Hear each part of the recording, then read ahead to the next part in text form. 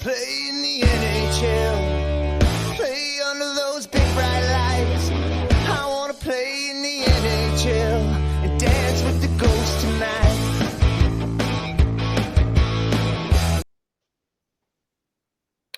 All right. What the heck's going on? Oh, sorry. Already. Well, Chris already screwed up again. I take a week off, and Chris can't work the media when he's got to add someone to the stream. Wait a I don't know what minute. he's doing. Yeah, you look at his puzzled face there. That's the look I get every time he even opens his mouth. So I got to look There you away. Anyways, Yeah. folks, welcome back to the show. First off, I'm going to be nice for the next 12 seconds, and thanks, Chris, for jumping in last week on his own with a couple guests and taking care of that for me. I was under the weather, and it knocked me out for a few days.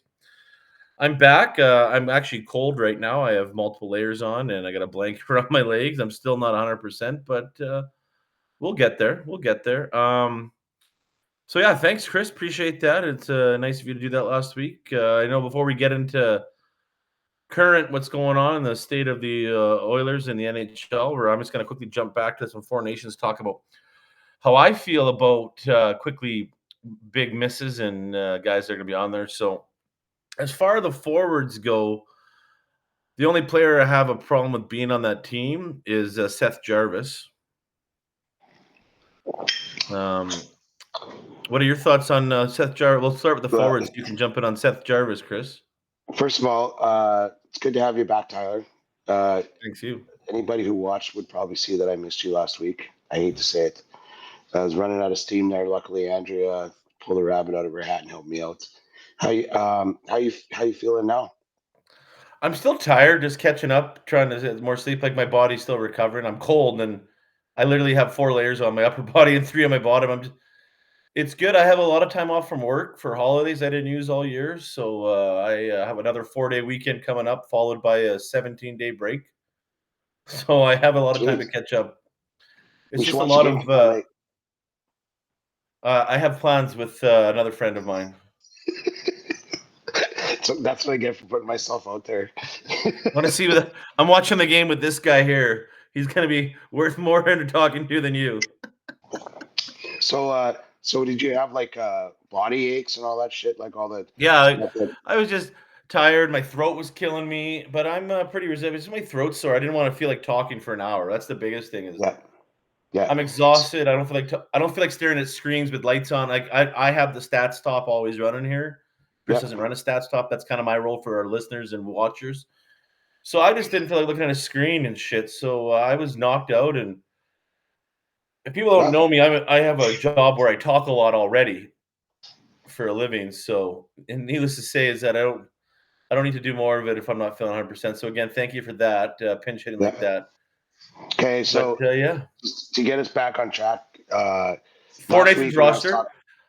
Yeah, I listened to some of it, but I was trying to listen to some of it, but I was just too tired. I don't know. No, like the Four Nations, I like right when I was done, I'm like, fuck, man, like I should have taken better notes because I didn't say anything about Seth Jarvis, and I'm just like, what?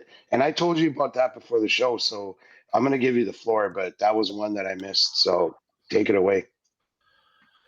Well, for me, I'm glad that he's a right winger, but why is he on the team? He's 22 years old. I don't see him being on the Olympic team next year.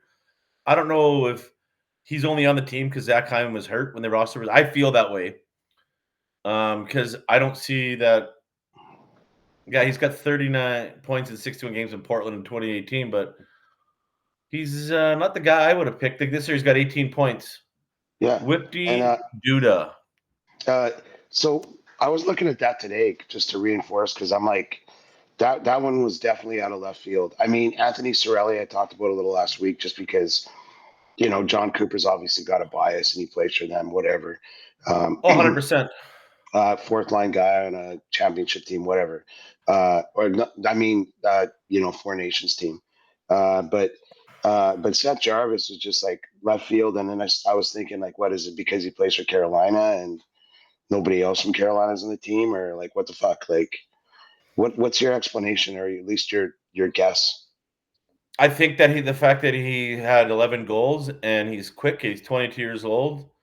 they can slot him in on a. I feel that they're going to run kind of like the Oilers do, where they double shift a couple centers and they roll with 3 sets of wingers. It's a 4-game round robin tournament.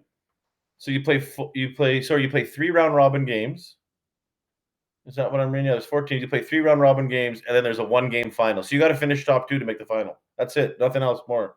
So let me get this straight. So Team Canada, if they make it to the final, will play 4 games, Yeah, and it's 2 weeks. yeah.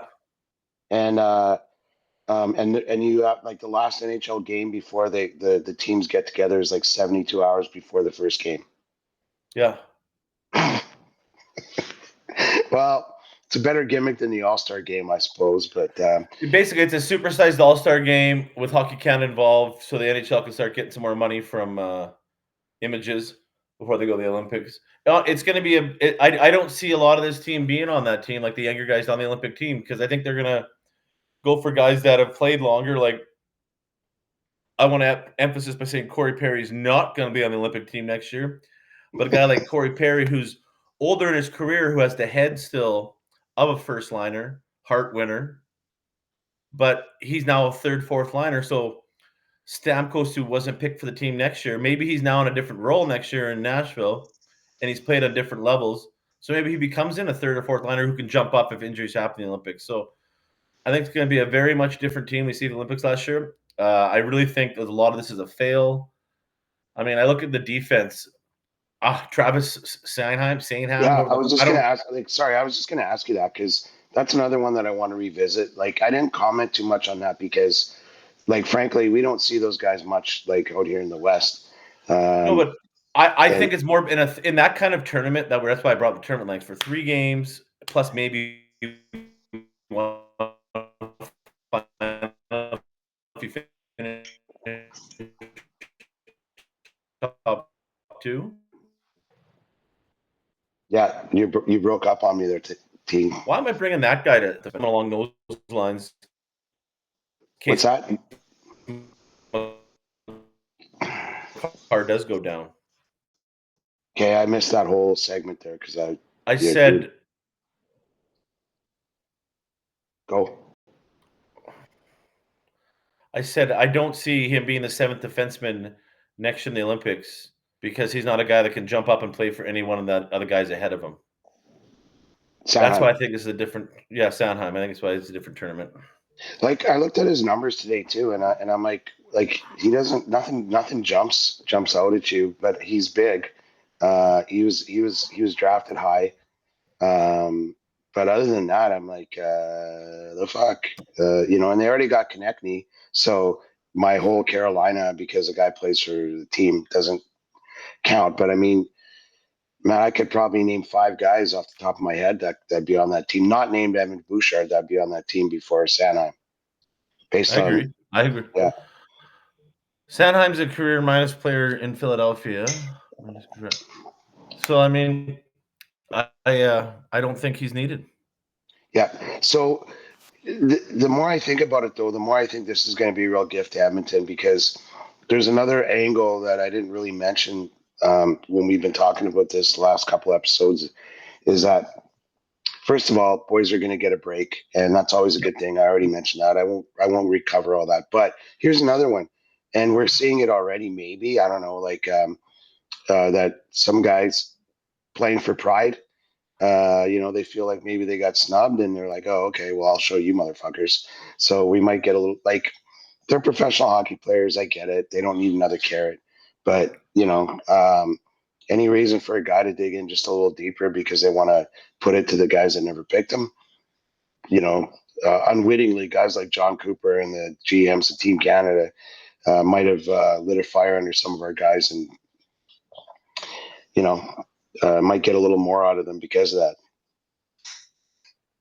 So of the 13 forwards, 3 are from the Western Conference. Oh, wow. That's another angle, eh? Like, so the leadership group, I know they got like 4 coaches. Talkett's like going to be sweeping up after in the locker room, and you got John Cooper, Pete DeBoer, he's in the West. And then some other fella I didn't. Well, I always look at it as they really stay up that late to watch the West Coast games. Yeah, like who are the GMs? Those are the guys that pick the team, Doug, really. Doug Armstrong, he's a big fan of the Oilers. Anyways, I think it's a bit looking deeper into it and reading a bunch of stuff and hearing stuff, and I've lost all faith, and I'm still going to cheer because it's Canada, but there's some dirty shit going on, and I think I will leave it at that and wait for it to come in, and we will revisit the Four Nations Cup in February. How about that? Our listeners want to hear that? Yep, got a note in the chat. They don't want to hear about it till then. Perfect. Yeah, we might have to if someone gets injured and then they call up a guy or whatever. But I'm like, don't take Hyman. Yeah, perfect. Yeah. Next little segment I want to talk about is the Oilers have made a waiver claim a couple weeks back, and Casper or not KK K squared as I call him. Kasperi Kapanen, yeah. Yeah, that guy K squared, and so far he's filled a hole and he's fitting there. Like I wouldn't be upset if they put him on waivers next week to see if they can get him down to the minors. It is what it is. He's shown how when he's put in the right position, he can succeed, and I think he's enjoying it. I'm going to leave that at that. We've talked about him at length. And they claimed another guy today named Alex Regula, who's not a regular in any lineups in the NHL. Yeah. Let's hear your take on this because I'm sure it's going to be a lot longer than mine and my real opinion of a guy like this. So go ahead, Chris. Well, that was kind of a surprise claim today. Nobody saw that coming. Like for those of you that aren't familiar, like with this, is like this happens like in like during training camp, like it comes in waves where guys waive guys that maybe are on the bubble or on the cusp, like near the end of camp, and almost always those players never get picked up. It happens maybe 2 or 3 times out of 40 where a guy gets picked up because they just a team doesn't have room for him. I think that happened with Ty Emberson last year when San Jose took him off the Rangers. He was that close to making the team, and they just didn't have room, and they jumped. So that's a good example. Now that takes us to a guy like Regula, which I presume is the pronunciation. He had a knee injury, so he didn't need to get waived because he was on the injured reserve. And I think that a guy like Stan Bowman would have had an eye on him because he played for Stan Bowman in Chicago, and the way that he made it to the, I think he might have even been drafted by the Hawks. No. Oh no, he wasn't. Okay. Negative. Okay, well, take us to the Hawks. He played. He was drafted 67th overall from the London Knights. He played with Evan Bouchard. Yeah, he was traded for Brendan Perlini from the Red Wings to the Blackhawks. There you go. So the Red Wings drafted him. Isn't that interesting, eh? So Ken Holland drafted him, traded him for Perlini, who he got for us, and yeah, okay. So Stan Bowman gets him by way of the Red Wings who drafted him because Holland coveted Perlini, I guess. Anyway, he played for the Blackhawks and he spent some good time down there. He played 22 games with the Hawks over 2 seasons, most of which was spent in Rockford, their AHL affiliate. And then he was part of the Taylor Hall trade that to Boston that brought Hall to Chicago. That trade happened, I think, when Stan Bowman was gone. But Stan Bowman likes the player. He's had eyes on him probably since he was drafted, since he took him from Detroit. So our GM sees something in the guy, and obviously you know how GM loyalties go. He looks to me like from the optimistic side of things, like a Ty Emberson type. Also, I think that maybe he might have got overlooked on account of the injury. Teams are set, rosters are set, but we're on the lookout for a cheap right-hander. And it's kind of like, let's see if this finger works in the dike and plug it, and help us out. I don't know how he's going to get deployed because if we waive him, he's back on waivers, right? Are you ready for all your answers to all your questions? Okay, yeah, that's almost. So he's 6'4". He's got 1 goal, I think, in 22 NHL games. He's a big guy, plays right side, and he makes a good first pass. So I like him on paper. We got to see him play. Tyler? All right, Regula, his only assets are his size and his reach. In the AHL level, after all those games played, he was very offensively gifted in the AHL, but coming up to the NHL, he's never shown that.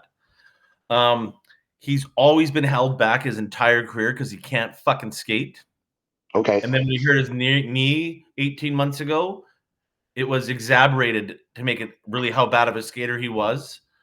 He's on a two-way contract, so they could literally tell him to go back down to the minors. He has a guaranteed $775 though in the minors or in the NHL. And the Oilers are one of the only teams that has an owner with deep pockets. They're overloaded on the right side in the AHL, but he's not a veteran, so he doesn't have to worry about having too many veterans in the lineup in the AHL. And basically, he's like Josh Brown with a chance of being a slightly better skater because he's 6 years younger. That's all it is. Okay. And so he's a garbage. He's honestly, if he plays more than 2 games for the Oilers ever, this will be a trivia question that we ask in 20 years on this show. I think it's a city in Edmonton and the fans and the media, they jump on anything. I honestly, this isn't a K squared move where you're like, all right, he's had some flashes and this guy's a bum. Mark my words, he's a bum who's going to amount to nothing. Okay. So my whole take was predicated on the idea that he got waived because they had to take him off the IR. He got waived because it sucks. Okay, so he hasn't played for them though. Like has he played a game since he suffered the injury? No.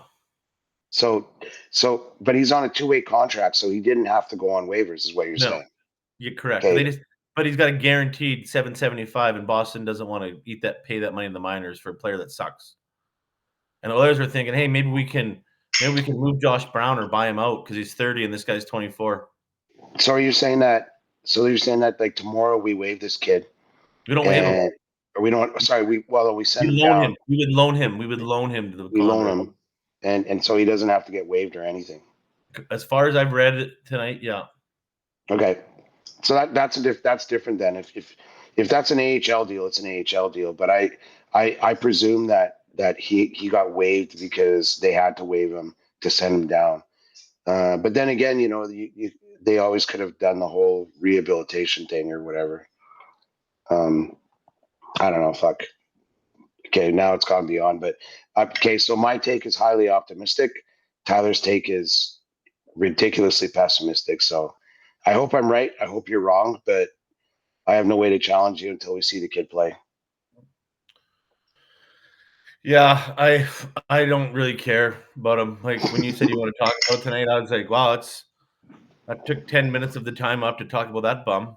That's probably the most time he's ever going to get from me.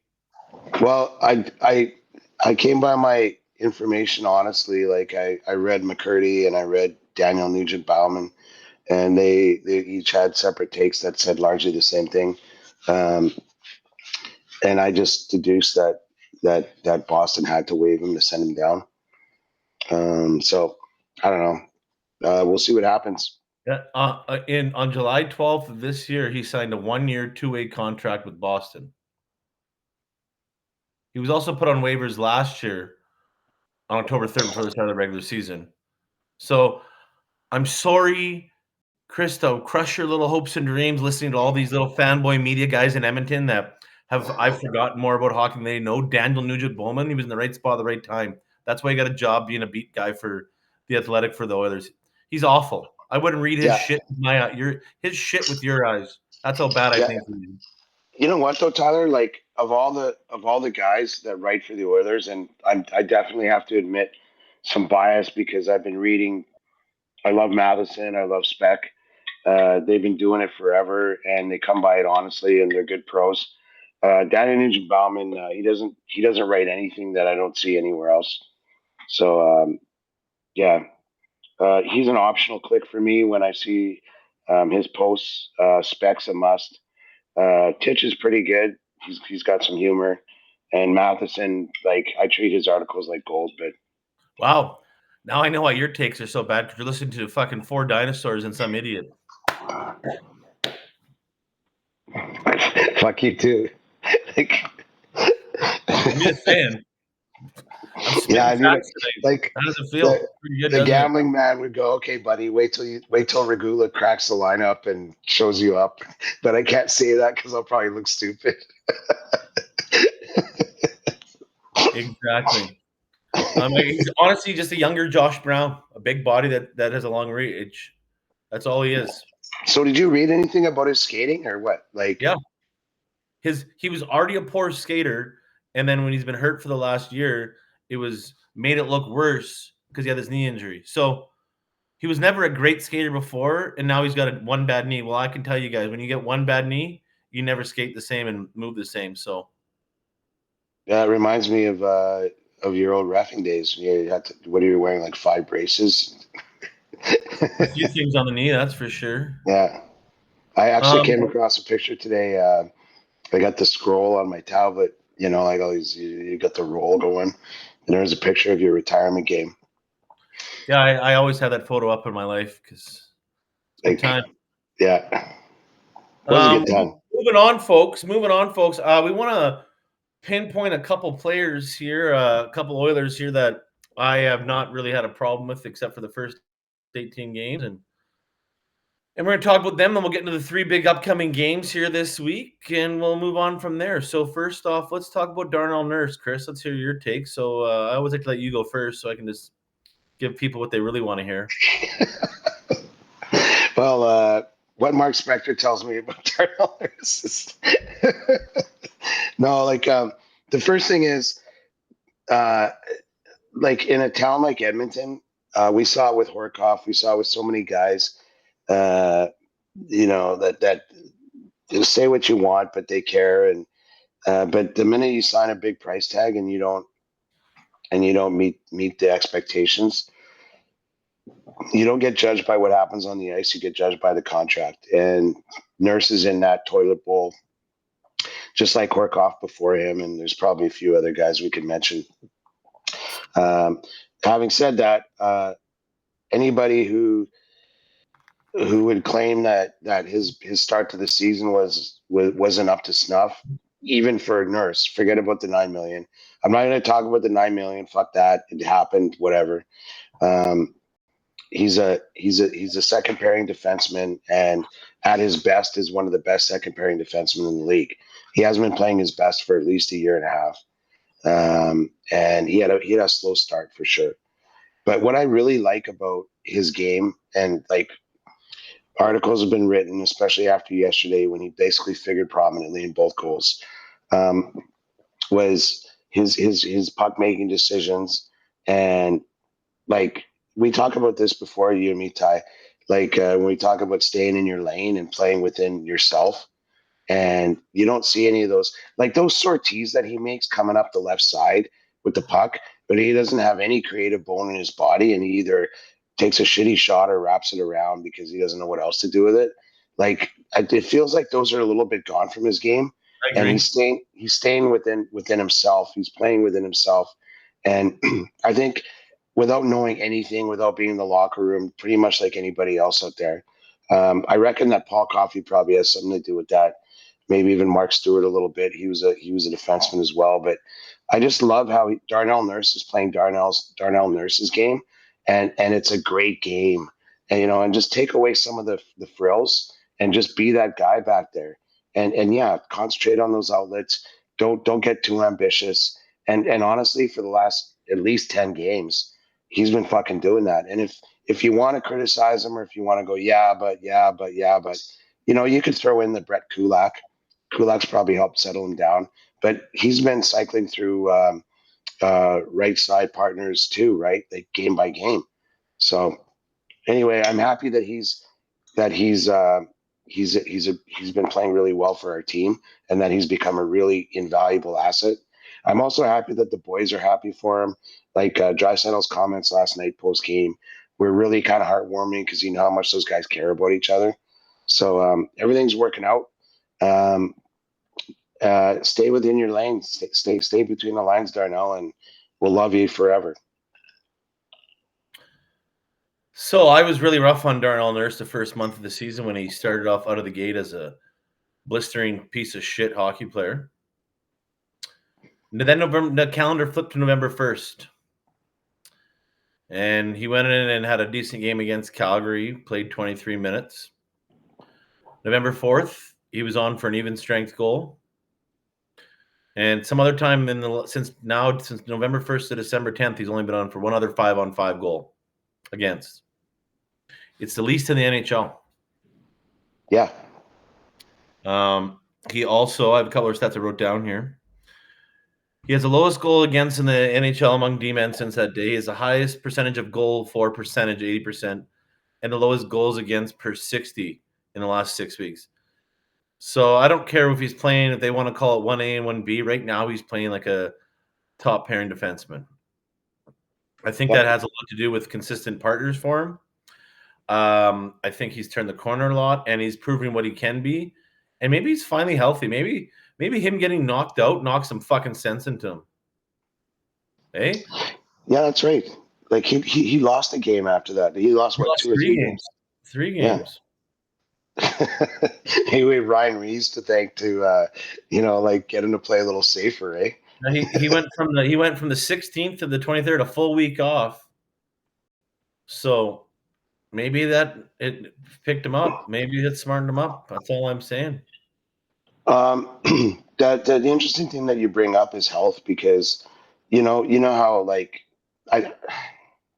on the one hand, I get it in the NHL, upper body, lower body. You don't want to telegraph where a guy's hurting, particularly in the playoffs where guys know where to crack them. But like, last year especially, I mean, I know that I mean he was hurting so bad in the playoffs that they didn't even play him preseason, and I can't imagine it happened off season. So, No. but we never know. You never know what it is, right? Like, so you think that maybe he was, no pun intended, nursing something for a long time? It happened to Ekholm last year coming into the regular season from I know it did. So, and he didn't look right for a couple months. So now I'm on the point where cool. Let's see if Nurse can keep this up right through until the break in February, because that's my next kind of like line. Until I start hanging on guys is that break in February, because in my mind, if Nurse keeps playing like this and he's not on the ice for 5-on-5 goals, why would you not want a guy in your fucking Olympic team that can play 5-on-5, that's big, skates well on that big ice? You got to remember that it's big ice. Yeah, he's a wonderful skater too. So, and he's pretty big. I mean, he's not a small guy. So, yeah, like the thing about Nurse is when, like, honestly, I think it was injury, but prior to signing that big contract, like, we put ourselves in that position to a degree, and I didn't even complain when we signed him to that contract. One of the reasons why I really liked it was because it took him actually beyond Nurse or beyond Draisaitl and McDavid's contracts, so it would give them an incentive to sign, because we know how that locker room is. That was the first thing I was happy about. Obviously not happy about the number, but then I thought, he was playing at a discount before, and he was, because from the time that he started playing on the reg with us, like, he got better every year. Like, he really did. And it seemed like he hit a wall maybe beginning of last year. Like, I think that he was first pairing when we got Ekholm. And very slowly, like over the course of the beginning of last year, Ekholm and Bouchard overtook him. I just feel that it's a lot to do with the media. They say they don't read it, but they all do. The media and the fans, again, back to the lack of intelligence for those 4 dinosaurs and 1 loser you read. And then they fuel the fire from the unintelligent fans in this city that make people their whipping boys. But listen, before you say stupid shit like that, Tyler, it's not stupid. Like, the guy got paid that much because of James Wojnarowski and Seth Jones. Like, that's all it is. Listen, Stan Bowman's fault. You were lighting this fucking guy up like a motherfucker like a month ago, okay? Yeah, I did, and I had stats to back it up. And I never do that. I don't go, "Oh, fuck this guy, I hate him." Like, oh my god, I didn't say I hate him. I said he needed to get better, and he has. And even when the Ryan Reeves hit, like, I was openly critical of him, but I didn't say he sucked. I didn't come after the guy, and the was on him. Like, I don't think that it's wrong for, and I think it's actually responsible for a media guy to go, what's up with this guy's game? Like, you never hear commentary where they go, "This guy sucks," like from you. And why don't they say that about a guy like Ty Emberson? Why doesn't the media beat up Ty Emberson every night? You know why they beat up Nurse? Because he makes $9.25 million. Okay, define beating up though. Like they're always talking about him, whether he plays good or bad. They talk about him a bad way, and that's why Draisaitl said something last night. Because the media here likes to create fucking clicks. They right now, journalism's a dying breed. So these asshats that work for the media are trying to get clicks and not telling shit like it is. Actually, I'm going to beg to disagree with you there just a little bit. Like in terms of sports, like how much shit happens in sports, like on the DL, like these guys travel with the teams and all that, and they like even Pronger, like there was speculation from like fringe media people, but nobody said anything. There's a healthy respect that exists between the players and the media. We're not If you don't talking about that if you don't stuff. like getting We're not criticized, talking about that stuff, Chris. You're talking about off ice rumors and shit. We're talking about on ice play where the media creates a whipping boy, and they do that because they know they're going to get clicks with a guy that makes $9.25 million because his name's a headline name. They're not bringing up Emerson, Kulak. They're bringing up Kulak a little bit, but they're not bringing up these guys on bad negative stuff. They're bringing up on good stuff because they're like, oh, they're listening to a fluff piece. When it's Nurse, they only put puff pieces out about Nurse now that Draisaitl said something. Spector's article last night after the game was his first puff piece on Nurse since he was drafted in 2013. 12 years it took him I don't think so. I think before that contract, the media guys were the ones saying that the Oilers owe him some money because he signed so many bridge deals and he was playing above what he was getting paid. But I don't want to get too far on left field on this. We're never going to agree on Nurse and your media. But the one thing that I'd like to say, the one thing that I will say that you brought up, that's been a position of mine for a while is that if news media, and we're talking like politics, traditional news media, was as honorable and truthful to their profession as sports media guys still are, we'd probably be living in a little more. We'd have a lot less disinformation and misinformation out there. However you want to define it, I don't even want to go there. But I actually respect that he was underpaid. That. You were saying I respect the old. I'm just mad. I'm getting into this underpaid shit. Go ahead. I'm getting pissed off. I respect the old school scribes that travel with teams that have existing relationships, but call it like they see it. And players are entitled not to like it, but I actually believe that there's far more objectivity in that than anything else, and it's not clickbait like you see in Trump, Russia, and all that other bullshit. So I'll leave it at that. I won't talk anymore about this. I'm just going to quickly bring up his contract. We said he was underpaid. So the second bridge deal he took for 2 years prior to signing the 8-year deal was $5.6 million for 2 years. I'm sorry. I don't think that's a bad deal. $5.6 million coming off $3.2 million. So he had his 4-year entry level, 4-year entry level deal. But it turned into 4 because he played 2 games, so it ended up being 4 years, right? So 3 full seasons he played on that entry level deal. Then he jumped up to 3.2 for 2 years. And then he jumped up to 5.6 for 2 years. Then he jumps up to 9.25. His career earnings when he's done, he'll be over $100 million. I'm sorry. Yeah, actually, Tyler, in fairness to you, it's only one bridge deal. So like it was the five deal. And he's a $6 million defenseman in most people's eyes. So yeah, I'm just saying that I think that maybe the perspective there is that when we signed him for 2 years at 5 and change, we should have signed him long term. And actually, we should have wisely signed him long term at 7 and change. That was he signed that going into the COVID season, and then he had that electric year in the bubble when there's no media, and they're locked in a bubble. So whose fault is it again? The dinosaur media hanging on Darnell Nurse. No, like actually, let's move on. We're moving on from Darnell Nurse. We're losing listeners. I saw one drop off because he kept talking about how much he loved Jim Matheson. So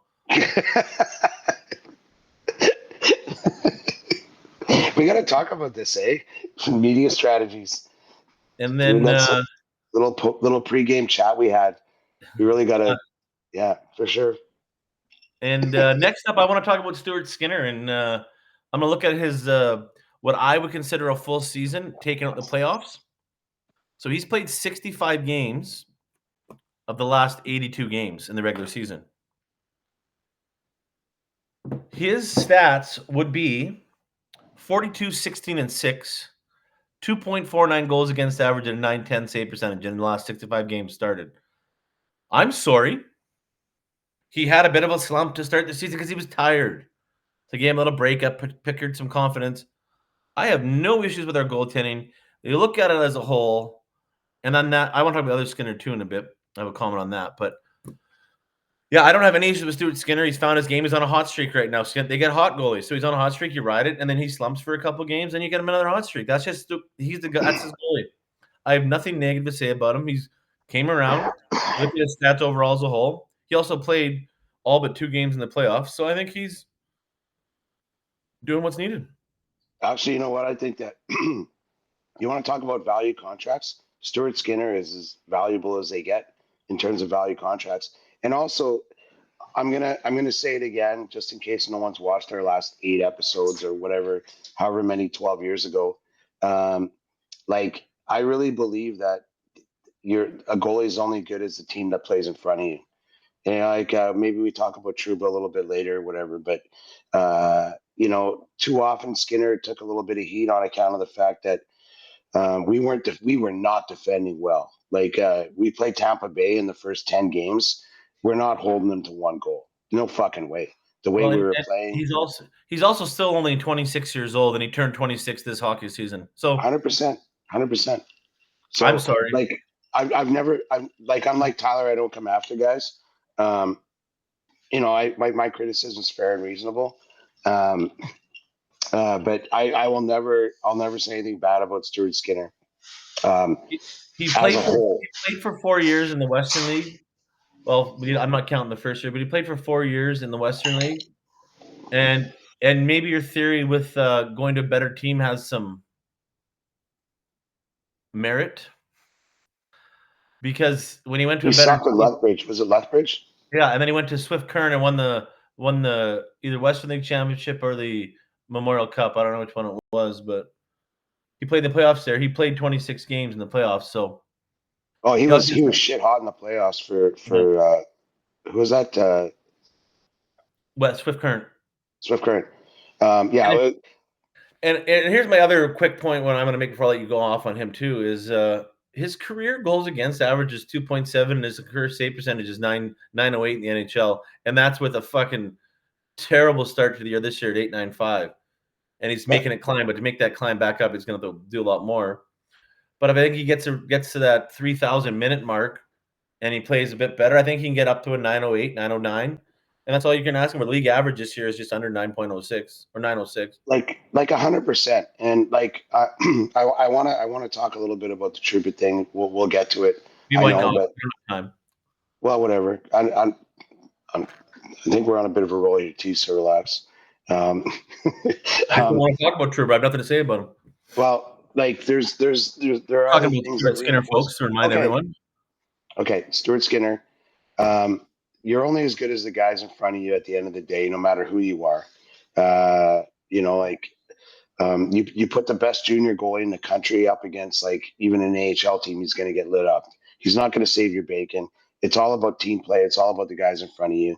And like last night was a great example of the 5-man unit coming back. Everybody supporting, sticks in the lanes, like bodies up against the cycle. And like Skinner had a good game, but he didn't face too many high danger opportunities. And when he did, he was there. So like as good as the goalie is, or as bad as the goalie is, the first thing I'm going to look at are the 6 guys playing in front, or the 5 guys playing in front of him. So, best value contract in the league. I agree with that because I had this conversation with someone a couple of days ago, and I said, I hope he plays off and on, and we're only signing him for $5 or $6 million in a year. I don't want to sign someone for $11.5 million. Yeah. Well, again, like I'm an Oilers fan first, so don't make the Canadian Olympic team. Skinner's another guy, actually, like Bouchard, where I'm glad he didn't make, Team Canada or whatever for the 4 Nations bullshit. So, yeah. And I was told that Another story was quickly back to the Four Nations. I'm gonna throw us in here. Some of the guys that didn't get picked, like Nick Suzuki, didn't even get a phone call to say he wasn't on it, and Mark Scheifele as well. I think it was Scheifele. I'm not gonna say Scheifele. I know it was Suzuki for sure, because they turned down going to the World Championships last year for no reason, not hurt or anything. And the Hockey Canada. That's No, like the I agree fucking. with it.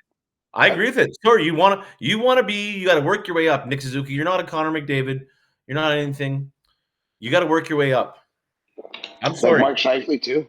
I can't remember the other name of the article, but I know Suzuki was one, and Did Seth Jarvis play in the World Championship last year? No, like while you're looking, let me just say if that's true, then I'm like what I will say to you is when did Hockey Canada become the mafia? You fucking come I across. don't have a problem with it. If you do, then They're you're like doing what I thought. you don't help out my team. Maybe something happens to your career. But it's not even. fuck is that? It's not even helping out the career. You pick the best fucking players. Period. Yeah, but you still have to support your country. I just watched the documentary from 2019 on the Russian five that played for the Red Wings and what the sacrifices they made. Go check it out on Prime, guys. It's a nice little hour and a half show. I watched it to calm myself down for my day. Oh, like was that? It's like Kazatonov, Krutov, Larionov, Fedosov. Yeah. I would recommend going to watch that even tonight, Chris. Maybe you should do that with yourself.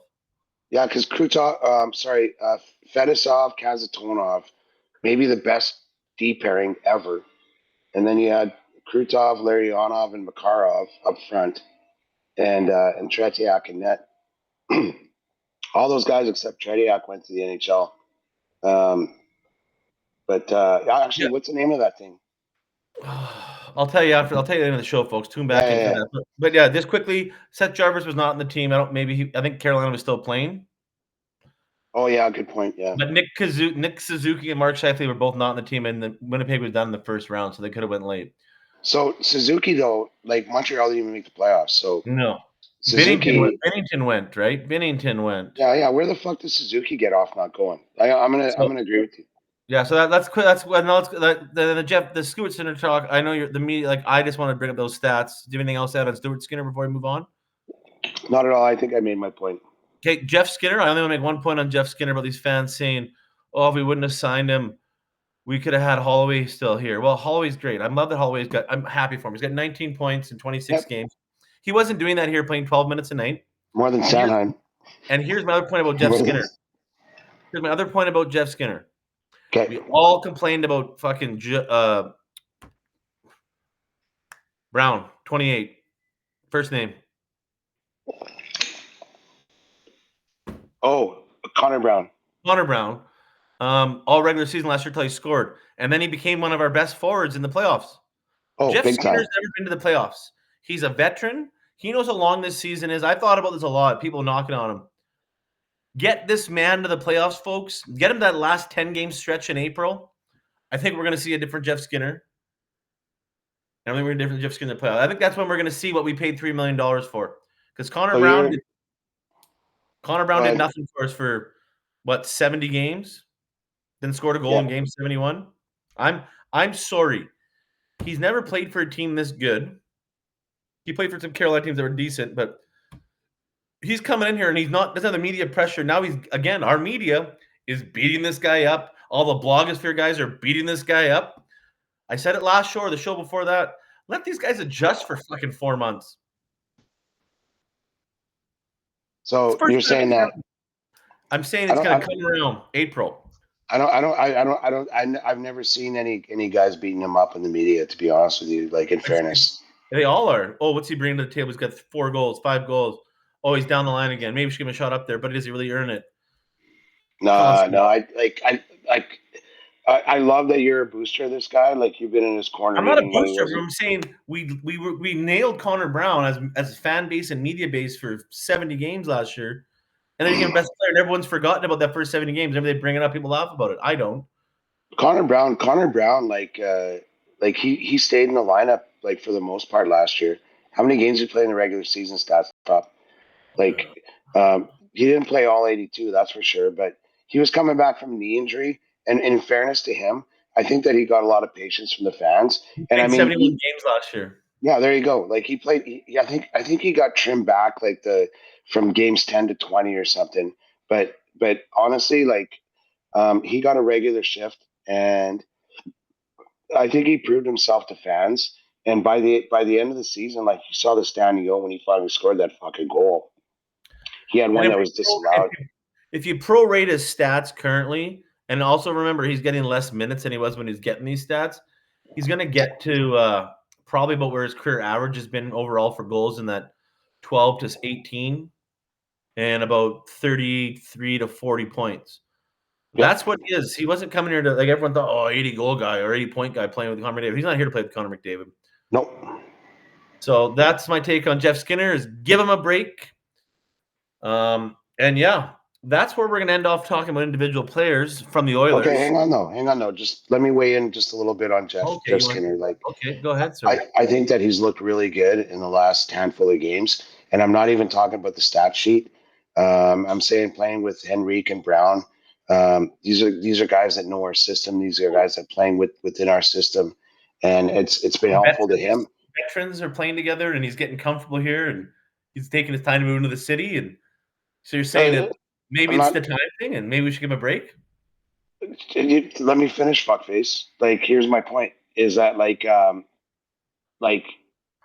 because of that, he's elevated his game a little bit. He's feeling a little more comfortable in the system, and it wouldn't surprise me. Okay, like I love Podkolzin, but I don't think anybody who's like a regular watcher of the Oilers would contend that Podkolzin has better hands than Jeff Skinner. And so I think that, like, as much as everyone loves Podkolzin and he busts his ass in practice and all the good things we were talking about even last week on this cast, that, maybe when Arvidsson's healthy, it might be time to shuffle the deck a little bit and put Skinner up there with Dry and RV and see how they go. I don't know. But I'll say this, Jeff Skinner, I'm waiting for the coach to decide, and I respect the coaches. I've said good things about them so far tonight. I trust them, and I'm looking forward to where I'm hoping that they're going to give him an opportunity, and I'm hoping they're going to see something in him that I see that merits the opportunity for him to get bumped up a little bit. Yeah, I think we got to wait till Arvidsson comes back and then let him get back again. As I said, I think February is the next time we judge the players one-on-one, and that'll be our mid-year review kind of thing. But let's talk about the next 3 games. So I have a message I got to respond to, so I'm going to let you start. I will give the schedule to folks who don't know about our next 3 big games. 2 of them are teams we've lost to recently. We lost 5-3 to one of the teams, and we lost 1-0 to the other. So tomorrow night, we play the Minnesota Wild. Saturday for an afternoon game, which I don't really care about anymore. I think that's the Oilers of the past. It is what it is. The time doesn't matter. We play the Golden Knights. And then Monday night on the worst fucking programming ever. I hate Amazon Prime games, so I got to turn off the Prime to go back to Monday Night Football. So I'm just complaining. But it's the Florida Panthers, folks. The rematch. Stanley Cup rematch. In Edmonton. In Edmonton. I hope someone dies. Sorry, can you you hope who dies besides me? Oh yeah. Okay. So yeah, just to summarize what Tyler's saying is like the next 3 games. So everyone's talking about, we're on what are we on, a 3-game heater? We've won 5 of our last 6 or something. Yeah, our 2 losses are it's actually 1, 2, 3, 4, 5, 6, 7 of our last 9. Our 2 losses are to the Wild and the Knights. There you go. So I think if you come out and at these next 3 games, I've heard some other shows talk like, oh, get 4 of the 6 points, 5 of the 6 points. Hang on a minute. Let me just quickly, let me finish my point. Oh, you have. It's so we're playing 3 division leaders. So as good as you think the Oilers are right now, we're not fucking around now. These are Stanley Cup playoff teams. Any one of which, particularly the Wild and the Knights, we might face in the playoffs. This is the real measuring stick, for everyone who's got their head in the clouds going, oh, the Oilers, I mean, like Tampa Bay was a good win last night, but honestly, they were tracking almost exactly like us. So, anyway, sorry, Tyler, go ahead. I've lost my train of thought. No, I haven't. Well, there's not much there, so it's hard to lose. So everyone's saying get 4 of 6. No, I want the Oilers to win the next 3 games. And I don't care if the one against the Wild or the Panthers is an overtime or a shootout. You win that Golden Knight game in regulation. You go get the other 4 points tomorrow and then Monday. And then you get Boston and the Sharks after that. And then the Senators, and then you're on another break. So if you can get through these 3 games, and I want you to take 6 of 6, then you can not say cruise in, but maybe you dump one to the Sharks at the Saturday afternoon game in Edmonton. All the kids are going to be there, and the crowd's not going to be a drunk, wily crowd because they're playing the Sharks. It's the one that people got their kids for Christmas because Sure. they're the cheapest resale game. Like, it's going to be a different crowd, so it could happen. But you shouldn't. But I think these next 3 games, I want to see them go 3-0. Well, everyone wants them to No, but see like, him go 3-0. but not like, but the other people that have shows are saying, "Oh, 4 points is good." They're not saying like, no. I want them to win all 3, get 6 points, be done with it. It's a Well, big. I'm literally not drinking this weekend in order to facilitate memories of all these games. that's awesome. Like, I'm glad we're not hanging out tomorrow then. But Well, not everyone's a functioning Alberta alcoholic, so yeah, here's my take on that. Like, for all the hoopla about how well the Oilers are doing, we've kind of had a soft parade here. Like, and the 2 games we've lost in the last, what do you say, 7 or 9? Like, yeah, we're 7 of 9. yeah, like so the last 9 games, the 2 we lost are against our next 2 opponents. Correct. And the one opponent, like the one game, I literally have circled on my calendar is the one on Saturday, the quote unquote fucking matinee against the Knights. So last night we beat Tampa Bay 2-1. Okay. Correct. So, and Leon's goal, we were a little bit lucky. Okay. I'm not going to lie to you. Connor's goal was like pure magic. I don't think that Connor McDavid splits Pietrangelo and Theodore. The Golden Knights defense is like sterling. These guys are like towers, and that team plays the defensive game to perfection. And that's why we lost and then 1-0. We played a great game defensively. Skins probably let in a soft goal, not to criticize. Last night's game, Bouchard shit the bed on a cross ice pass that should have been like down the wall. Those mistakes are going to happen, but the 2 goals that we scored last night against the Lightning, are we going to score those against the Knights on Saturday? And if we do, I'll be the happiest guy in Edmonton because we didn't that game we played against the Knights. They locked it down. We played a good game. We locked it down. We only allowed 1 goal. Aiden Hill beat us that game. We outshot them almost 2-1. I'm sorry. I disagree. We outshot them almost 2-1 with perimeter shots because they're so good. They weren't all perimeters. I remember watching that game, and then the ones we should have scored, we didn't score on because Aiden Hill's a big body. Same thing happened in the playoffs against him. The Oilers should have won that game. I'm sorry. They ran into Aiden Hill. Okay. I think awesome. I'm glad you feel that way, Tyler, because if they should have won that game, then they'll beat them on Saturday because the Oilers are hot now. I'm telling you right now, if you really want a measuring stick, like let's see. I can't wait till next week, and we can talk about what happens next 3 games. Because and also just for a reminder, the Vegas Knights had last change in that game. That's a big difference. Okay, you know what? You want to break more shit down and be wrong more? Because I can go all night, my friend. Well, don't even talk. Yeah, last change is huge, and they definitely took advantage of that, which reinforces the whole idea of home ice advantage, which reinforces the point that we better fucking beat them on Saturday. I'm just saying they're going to win the next 3 games, and you're making a bigger deal. But I think they're not. They're going to win, not easily, but they're going to win because that's where we're at. They're their team. They flicked that switch. They flicked that switch. They flicked the switch, man. They did it last year. They flicked it again already. Yeah, you think this is when they were going on their 8-game run lost one, then started the game run. The switch has been flicked, man. It's go time. I love that you're so optimistic, T. Like seriously. I'm not optimistic, man. Besides I'm for Jeff Skinner, which is expected, I think that's great. I hope you're right. I really do. But for me, the Vegas game is the one because Vegas knows we're basically Vegas is the new Calgary. You know, want to talk about Battle of Alberta? Like, I fucking hate those guys. I hate that they won the cup that we should have won. I hate that we let them.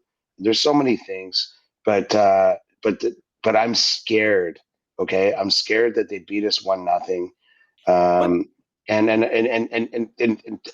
like because we didn't score against them. Okay, we weren't sending pucks in the net like we should. Aiden Hill looked like a hero because he didn't have to make that Connor McDavid breakaway save because nobody on earth who plays for the Knights is going to let him do that. Like, I don't know. Maybe I'm undercutting the Oilers. Like maybe we become better at passing in the last 6 games. I don't know. Like, Oh, fuck! You're just like help me out here, man. You are so blinded by fucking Mark Spector and Jim Matheson saying is all. I'm just pulling up stats here. Good. Like I can't handle you, and you listen to these old media guys. No, like you just believe everything they put out in the Twitter world, and you read the articles. Oh, it's got to be true. Wow. No, like on Twitter, I like, like I actually said on Twitter, I said our Oilers fans, but what I really meant was, will Oilers fans ever stop fretting even after some consistent play? Who I was really talking about was me. like I'm nervous. Okay. Like I'm going to read you a little bit about that game. As much as you're saying they were in the third period, the Oilers outshot the Golden Knights 16-2. Yeah, with 3 high danger chances that would have been buried. 1 out of 3. No, Oilers on the history are burying them at 1 out of 3. So I'm sorry. The 2 minutes of that last 2 minutes of the hockey game, I remember watching it because I discussed it with a guy. Me too. It's burned in my mind. It scared the shit out of me because we're going to have to face them.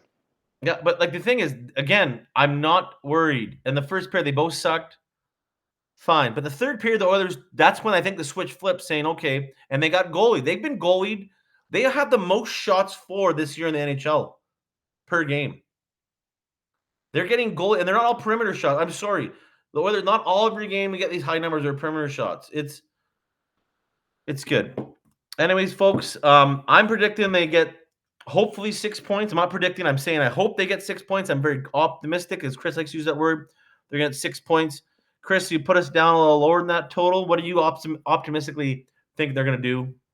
Okay, I'm going to tell you what I think they're going to do. Like, despite my worry, you got a minute 30 till I got to move on. Okay. Are you timing this? We don't do this on this show. Fuck you. I do on my show. No, like honestly, I expect a win tomorrow night against Minnesota. I am hoping for a win against Vegas because I think that is like really that game is the measuring stick because to get out of this conference, you got to get past Vegas, period.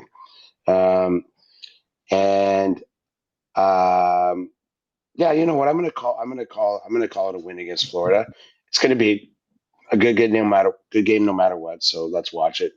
I wouldn't be surprised if they beat us, but at the very least, we should be 2-1. And if not, this team's good at self-correcting. So I'm gonna come out of it optimistically either way. Let me just ask you, like, do you think that? Like, was Hyman playing that game? No. Yeah, against Vegas? No. Okay, well, there you go. And Hyman's on a bit of a heater, right? He didn't get any points last night, but he's, 3 goals in 3 games since he's been back, so that's good. You're just starting to realize how many steps ahead of I am always thinking of you, eh?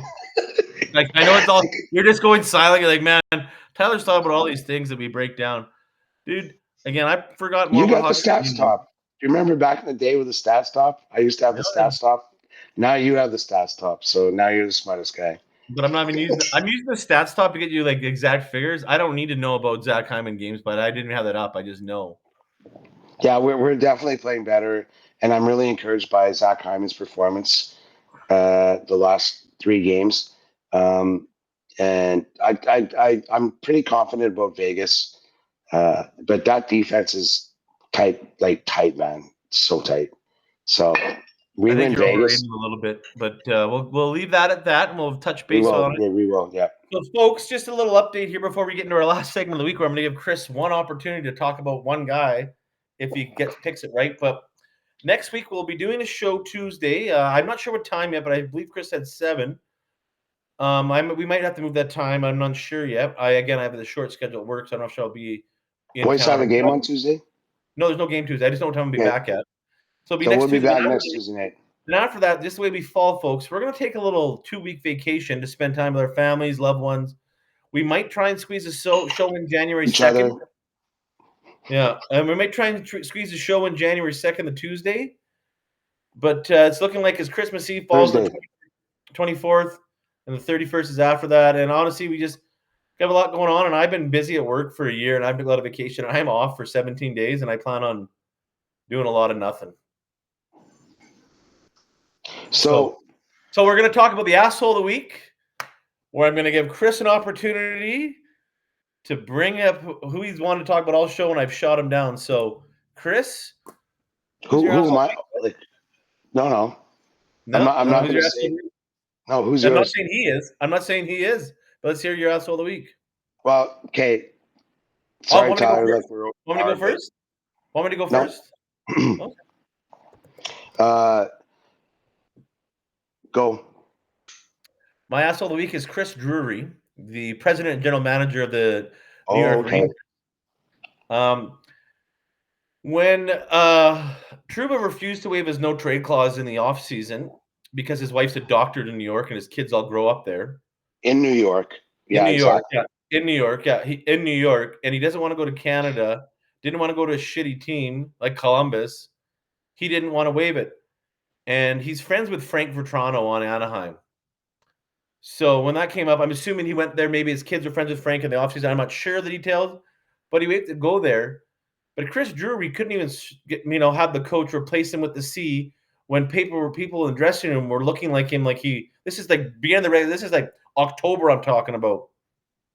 Like they couldn't take the C off him and say, "Hey, we're going to go without a C for a year." Everyone knew that they wanted him out of there, and then they just make him sit there, and his teammates aren't really like looking at him the way they did the year before. Chris Drury's a fucking asshole.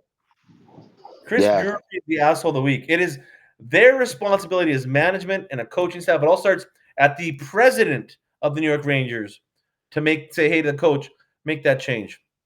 And I'm sorry. I don't think there's any bigger asshole in the sports world than Chris Drury. A Connecticut-born asshole with a silver spoon up his ass. Yeah, what do you like? How do you like go from Chris Drury, the NHL player, to like what within 10 years, Chris Drury, a general manager of a flagship franchise? Yep. Like, does your dad work for Goldman Sachs? Like, what the fuck? That's your asshole of the week, obviously, Tyler. Yeah, like I'm glad you brought that up. Okay, so no, we're talking about asshole of the week. If you go elsewhere, I'm leaving. You can talk about yourself. Okay. You sign like hours later. You sign your number one goalie, Russian Nothing guy. to do with it. I watched the Larry Brooks interview. No. What I'm saying relates to what, like a historic goalie contract, 11 and a half a year, right? Yeah. And you take away arguably his best defender. It's not. He was playing third line minutes this whole season. Third pairing minutes. Oh, Truba? Yeah. No, so it's not a loss. Okay. All right. Well, thing is that the defensemen that they need to construct a solid top four are going to be a lot harder to find when you dedicate 12 minutes to your goalie. And like I said, the goalie's only as good as the guys that play in front of you. I'll leave it at that. Well, there are a few goalies in this league like Hellebuck, Shesterkin, Bobrovsky that are all getting paid this over $10 million, and they're all the ones that carry their teams to win. Bobrovsky can let the others top two players get a point in game 6 and 7 of the Stanley Cup final. So Yeah. Kevin Hart is there. These goalies, like they're not getting. He didn't get paid more than Panarin, just for the record. Yeah. He said he wanted to be paid like the best player on the team because he felt he isn't. So he got paid. It's like $112,000. That's on AAV. That's Okay. it. So he is the best player on that team. I think he's better than Panarin for the Rangers. So yeah, and I also read Brooksy, who's the insider for the writer. He's another dinosaur, like Larry Jim Brooks. Larry Brooks, great writer. Yeah, he's a dinosaur like Jim Matheson. But he said he heard it from all his Legend. non-Ranger contacts, the ones that told him about all this other stuff going on with the team. So again, my asshole of the week's Chris Drury. Do you have an asshole of the week, or is this it and we see everyone next Tuesday? I need to move on. I have work to do still tonight. I don't know if you. I understand that, Tyler. I respect that. Sorry, fans. Like, I care about you. Maybe a little less than Tyler, or a little more than Tyler. But I had another one. Folks, I have something better to say than Chris's asshole of the week. The show on Amazon Prime is called The Russian Five. I can't wait to watch it. Actually, that sounds really good because that reverberates to the whole '87 Canada Cup and all that shit that happened, like all the old Canada Cups, which is what the Four Nations Cup should be. But I'll leave it at that. I had another asshole of the week, but I'm quite positive that he'll do more stupid shit to be asshole next week. What is it? The gypsy beat up Paul Bissonnette? No, like our prime minister. But we'll leave it at that. Tyler's right. Chris Drury definitely shit the bed with Trouba. I'm not sure Trouba's a guy I want on my team. I guess we'll see what happens. Do you want him on your team at $4 million for a year and a half, or even cheaper at $2 million for a year and a half? Locker room, I don't know. Like they named him captain, but he wasn't the problem in the locker room. The team wanted to trade him last offseason, and he said, "No, I have a no movement clause in my contract for a fucking reason." Yeah, and he's the captain of the team. So they couldn't take it away, is what I'm saying. They should have removed the seat from him so he wouldn't feel like an outcast in his own locker room. So like this is pure management, is what you're saying. Yeah, management, coaching. It starts at the top of the president. Chris Drury, yeah. Something's wrong in New York, that's for sure. Like no matter what, like even before the Trouba trade, they're talking about guys are on the table. We were hearing about Kreider, and Trouba, obviously. And like that doesn't get out to the media without something going on within the organization. It's like maybe New York's got to look at like hiring somebody besides like back when the Islanders hired Garth Snow because he knew the owner, right? Well, Drury played for the to end his career in 07, so exactly made friends. Like find a guy who spent some time in the league. You look at a guy like Sean Horkoff, never played in Detroit. Where's he work? Yep. Where was he working? Detroit, right? If you want to work your way up, you work your way up that way. Stevie Y went and cut his teeth. Stevie Y went and cut his teeth in Tampa Bay, then came back. Like, I'm sorry, go prove yourself somewhere else. Don't get gifted a job. Yeah, 100%. That's like I said, Garth Snow with the Islanders. Like, anyway, like you're right. Patronage has no place in a world of merit, and we should probably just leave it at that. Perfect. Well, folks, I will see you next Tuesday at 7. Maybe Chris won't have. Maybe Chris won't drink and clang his fucking ice all show, but we'll see what happens. Tyler, you were fired tonight. It was really good to see you back. I'm sure everybody appreciates having your measured and calm tone. You're the best, Tyler. Everybody loves you. That's not true. Everybody but me. Hey, maybe you could wear a hoodie without a hole in it on the sleeve next week too. All right, take care of yourself. Hey, love you, brother. Thanks, everyone. Take care. Have a good night. Bye. I'm not hanging up. No.